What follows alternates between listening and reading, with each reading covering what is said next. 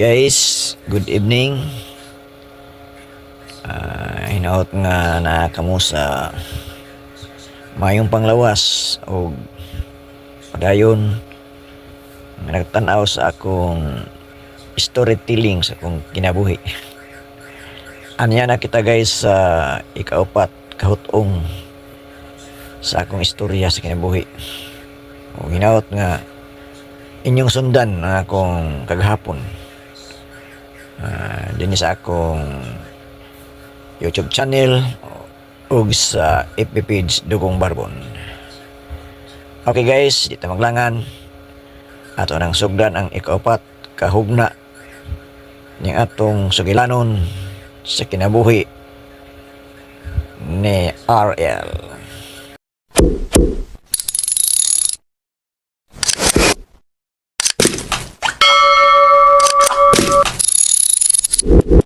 Nanamay akong uyuan nga ikson sa akong mama. Mato dito tugbong. So tinga ikitan ko niya gahigda sa kwarto na man kadini. Mo tinga. Manag uli ito kay bunalan na pong mami mong tawa sa akong ayaan sa una. Nga kaon ka. Nadung ang kong saging. Mo to nga akong uyuan kay mananggot man to, mananggiti man to nya. Ayang dawat kanang baligya tos lungsod.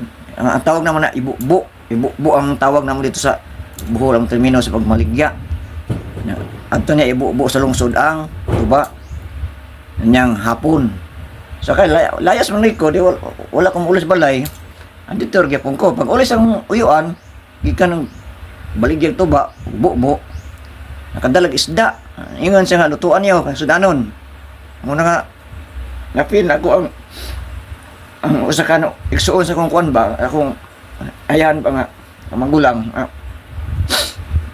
naluoy nako nga way kaon ba saging ra ba ya dasag bugas lung ako dito kaon ngaya kong tabakan uli dito aron mas balakan is nanay na duding lugar ang lula ba yung nanay lugar tapos magkaon na di sa kong muli lang ko dito wala na si mami ang lugar ko mo to nga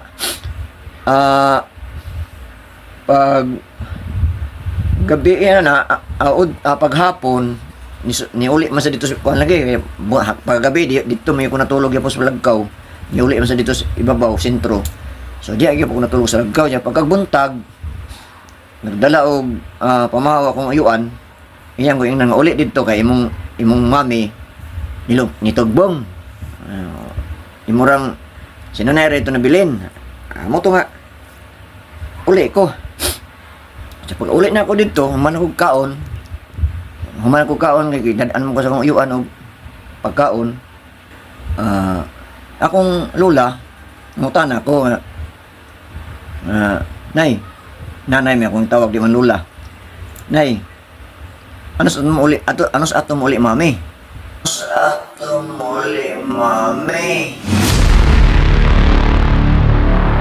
no, di ko sure anus ano man kasi ni uli ato bunalan na po ko amo to nga ang tao sa musuko yung akong lula na may kahapayan na o ayan lagi mo kasayop o suguon ka wa mo masayop good kanaram ko na kung naisahay nga usahay man malimtan ako ang trabaho kayo ang nagpasabi dula lagi sa kita bata wa siya diha kasaligta ba mo na nga mo man yung batasan musuko trabaho na lang imong trabaho din nga dili sa among suko bisan pagtrabaho ano ko na mao gyud mo yung kinabunalan imong niya kay amot nga no mo di mo ko ni ayan sama tong sa una tong madumduman ako tong bago pong puyo dinhi ingon siya nga anong naman na din ning bata dugang na problema dito na nakaingon ako nga murag di ko niya palangga anak tapos niya igsuon anak ko paghapon ni uli akong iyaan naro dito at kaya mo mura mo yung dagway lasugo nya og dili ko bunalan ko snuton wala ko magwanta edad to na ang edad to layas ko wala na ko ingon nga putos ko kanang sinina ang sud sa ako ba akong sinina ang sud sa ako na ako sa kita ni di na ko gwanta, layas ko, di kong puyo din eh. Amo to nga, at kong lungsod, iksuon sa akong lola, nga nasa Tehiro ka puyo, dito ko ga stay, dakog sa ako nga, sudla, sinina ang sulod. So, labaw po ito nagalisod po akong iksuon sa akong lola, nga sa Tehiro ka puyo. Amo to nga, pag abot na ko dito, kaya nakailaman na ko na ako, oh, saan ang dalayan mo sa ako? Sinina, nay. Oo nga, magsinina. Layas ko sa balay, kay sakit na kayong bundal nga mo dapat sa ako. Basig, di ko makapugong ang kugalima. Asa mong pagkabata, basta makasukol ko. Sibat na lang ko, anak lugar ko. Hindi dawat, masuk ko sa kong ikson sa kong lola dito, kay ikson na sa kong lola. Now, agwanta ka rin niya mong pagkaon bulanghoy. Saging ako sa ilawod kaon agwanta sa duha ka adlaw nung kinakaon nagsaging basta nalay masud yan okay ra ano to nga lawot ko usak semana dito so kanang laging namingaon mo sa kong lula kay palangga mo sa kong lula anya uli ko dito sa amo anya tambagan po ko ni akong ikson sa kong lula nga uli lang dito kay basin og nangitan to imo si Manang kay magwang ko akong kuan akong lula sa iya. Anya uli ko. Mo to nga katong panahon na guys, isumpay nang katong istorya ganina nga wala na koy nag-ingon akong iyan sa una nga dili na siya magpa-eskwela na ko sa high school. So wala na koy paano to nga magdahom pa nga mag-eskwela high school. Pero nilayas gid ko sa among balay. Wala ko magpuyo. Dito ko sa balay sa anak sa kong lula nga ekson sa kong mama. Ekson sa kong mayaan. Ni eskwela gid ko high school. Eskwela ko. Kaya na may kalubian nga gibilin sa akong amahan. Balik sa amahan. Sa akong amahan. Kay murag ni surkat na ko. Sa dito ko sa pag maayo na among kabuton sa akong iyaan kaniyapon mi adto 12 anyos na ko adto guys 12 anyos naniyapon ko adto ano to nga pag paniyapon na mo tingala ko kay naay nisampit sa akong ngalan dito sa gawas guwa nag-ingon nga Neryo, saan pa itong ngalan ba?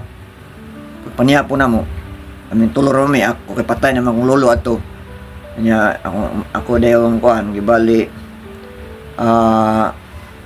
lula o kong ayaan mo to nga ningon akong ayaan nga tanawa kinsa na dako magtingog akong amahan to kay dako magtingog pagkawas na kuha may tao mi mo to nga balik dali ito sa lamisa kanangaon may panyapon nahadlo ko ba kayo may tao ba ya ngit na yung pagka ugma udto si Ruto sa ugma na telegramo niya abot namatay akong papa dito sa Davao kay Thomas Davao akong papa katong ibiyaan ko niya sa bata pa ko Davao sa padulungan to muna nga wa ko niya dalha kay wa pa siya kasiguruan sa paglakaw niya makakita sa trabaho asa ako ibilin niya kung dalon ko man ibilin ko sa mo to nga dito siya nahulog daw siya sa payag mo to nga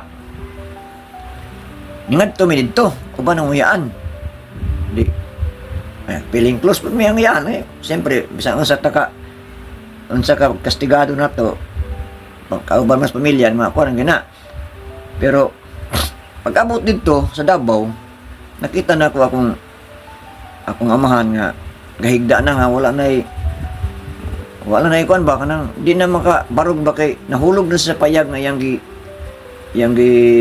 puyan nahulog sa lagkaw ng tawag na so lasang mga tuwing ipuyan mo na wala wala silingan nga nakakita ba sa pagkahagbong mo to nga Di na sa makabukod, 7 ka adlaw siya asa nakita sa iya igsuon kana may akong iyon dito ng igsuon niya laki dito kapis Davao. Ito nga nakitaan siya 7 ka adlaw gikan sa pagkahulog. Wa na ang iyang mga tiil guys, ang pikas lawas patay na iyang mga tiil muri pamaak sa mananap lasang manguto lang ipuyan sa una.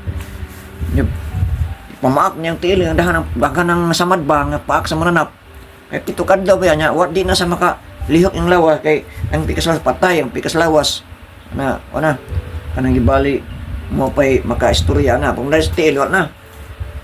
So na hospital siya, pag-abot na mo nakagawas sa hospital dito sa gibutang sa Dapits Highway. Nag-abang sa balay dito nga puy-an to kay layo mga itong bukid lasang ang ipuy-an nila niya mo nga dito si temporary. So inatiman gid siya. Mo to guys nga na may gabantay pa ato lagi ni uli pa ko sa balay sa kong uyuan, naikson sa kong papa. Dito ko natulog. Ilang gisigutan guys. Dito ko magpabilin ko dito kay mo atiman sa kong papa. So ang edad na ko na guys man 12 anyos. Murag wala po gibuot murag labi na kay wa kumanan sa kong papa kay siyempre 2 years old pa ko gibiyaan sa kong papa, 1 o 2. So wa ko kakita, wa ko kadumdum sa dagway sa kong papa. So sa laktod pagkasulti walay papa nga gatiman ako. Walay papa nga gatiman ako tong panahon na. So wala ko batiag kamingaw niya sa iyang nahitabo siyang kinabuhi. Wala ko batiag hingawa nga luoy niya. Ang akong kamingawan akong lula kay palangga man ko sa kong lula. So ila kong gisabutan nga ni nga man istorya nila pamahaw nila. Ako mo nga pamahaw. Na muuli na kuno akong ayaan karon adlaw buntag sa pol buntag karon. Muli na padong sa buhol.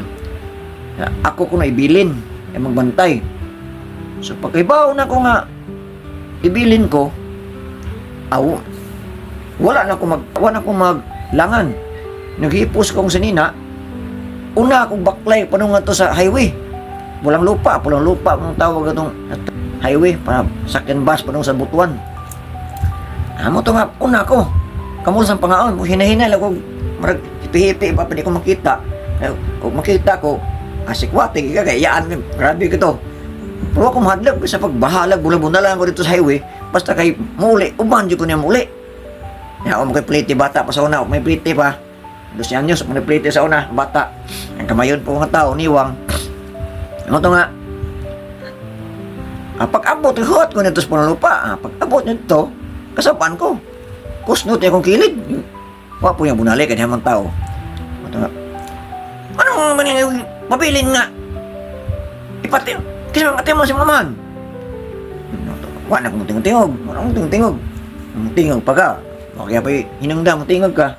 Importante nga, nakauban ka. Mo to nga, nanay sakyan na, nasakay mi, uban mi. Wala na siya palag. Wala na siya mahimo. Wala na ko mo mapabilin dito kay mura lang kayo ang edad tong panahon na, labi na kay wala ko atiman na sa kong papa.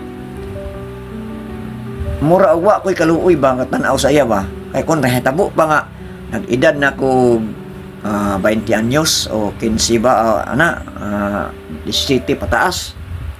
Siguro, diyan na ako ma-feel